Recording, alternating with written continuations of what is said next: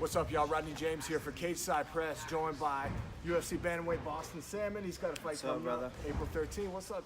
What's happening, man? You ready to make your debut, your official debut? It's been I'm a long excited, time man. coming. Almost 2 years, from my injury, and since my last fight with the Contender series, and making my debut on a big card, so I couldn't be more thankful. Yeah, that's awesome, man. So your opponent, remind me his name again. Taha? Khalid Taha. Taha, right? Y'all were supposed to fight back in like November. November and then I think- 30th. Yeah, and then he ended up pulling out, right? Yeah, you've had a lot of bouts that were supposed to happen that never came to fruition. Absolutely. Timing just hasn't been on my hand, I had that long layoff with the knee injury, and then finally had an opponent with Khalid Taha, and then he pulls out, so here we are, April 13th fighting.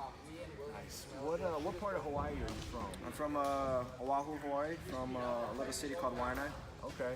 Yeah, I heard of it. Yeah. So, how long you been in Las Vegas, man? Training with Extreme Couture. I've been on here 2008. I came on here originally to go to school at UNLV to play football, and football didn't work out. I was going to join the boxing team. Did that. They denied my access for fighting collegiate boxing, so I ended up fighting for USA Boxing again. And our goal was to make the USA Olympics in 2012, I believe. And we fought in a bunch of different tournaments. We got super close. We fought Earl Spence in the Nationals. Ended up losing to him, who made it to the Olympics in 2012. We lost to him. Fought a few tournaments that I won, and then I was helping one of the professionals get ready for one of his fights, and I broke my hand, and I got surgery.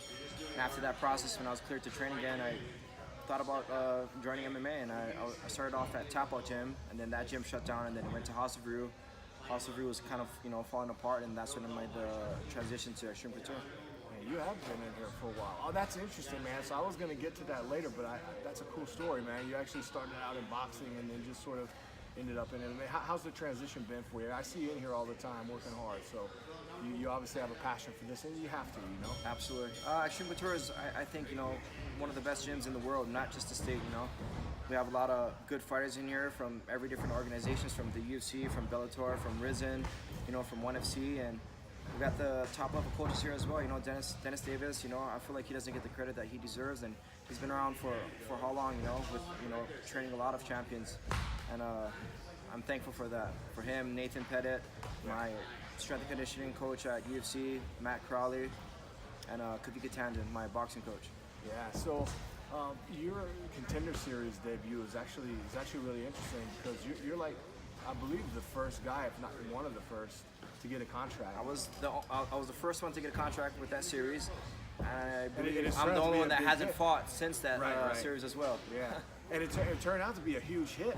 Like everybody kind of, when it first came out, it's like, well, we'll see what happens. But it's kind of like Ultimate Fighter without all the reality TV bullshit, just the fights. You got all prospects fighting to get that contract, so it's interesting. It's exciting to see the top level athletes performing just to get a contract for Dana White and for the UFC. It is, man. It is. I love it in there. I've covered a few of those, and it's unlike anything else. I'm sure, like as a fighter, it's got to be unlike anything else because you don't get the walkout music. You don't have this big crowd.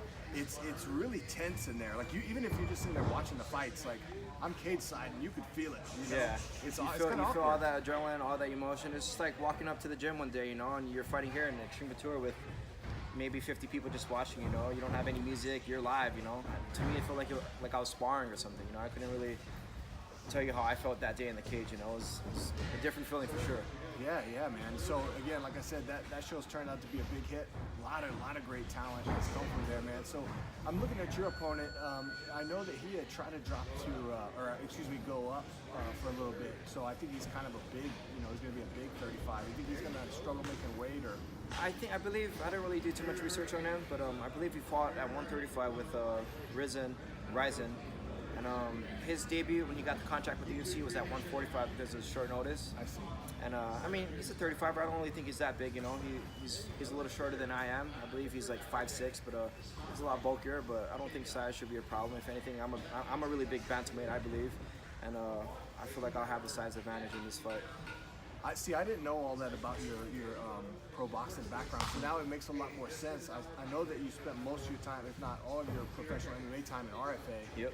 And you came up through the ranks there, and that's always RFA legacy LFA now, has always kind of been a feeder league for UFC, and of course with McMaynard being in UFC now. Yeah, it's a good transition, man. You know, so you already had that connection.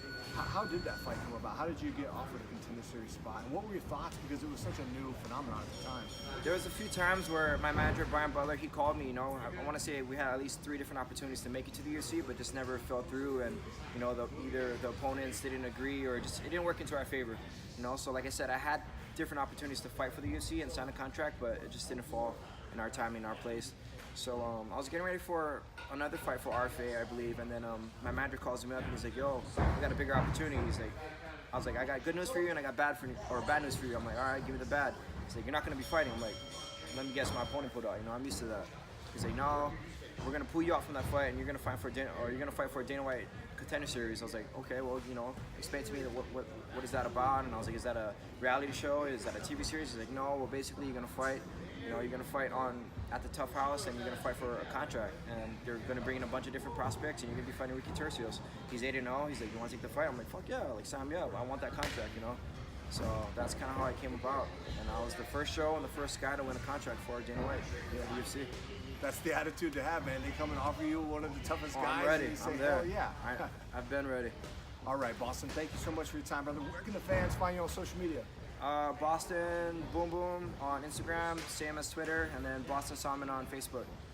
Boston Salmon, y'all. That's UFC 236. 236. See, I know. I was just testing you, man. Next week, man. Check out my boy.